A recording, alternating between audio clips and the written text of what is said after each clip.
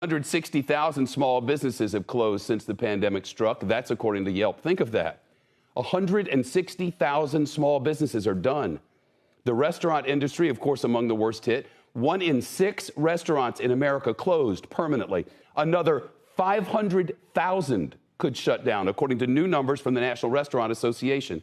It sent a letter to Congress this week pleading for relief. Other industries feel similar pain, as are the millions of unemployed Americans. CNBC's senior economics correspondent Steve Leisman. Now, how many of these jobs, Steve, might not come back even with relief? Do we know?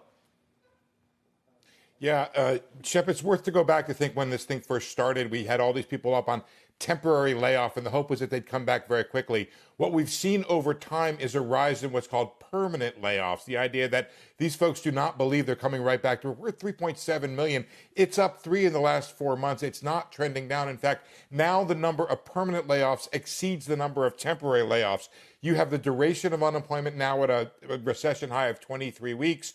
You have 4 million people who have left the workforce. In fact, Shep, the unemployment rate officially 6.7%. You factor in all these things I'm talking about, it might be closer to double digits, like 10% now. See, what do economists think is the most important thing to be included in any kind of disaster relief package? Extending unemployment benefits or these direct checks, which aren't even on the table now? Shep, I want you to take a minute, not gratuitously, to compliment you on the precision of your language. You're correct to say this is relief. This is not stimulus. And that's really what they're looking for here. The idea of directing checks at the unemployed, those people who have lost their jobs, extending it at individual sectors that have been the hardest hit.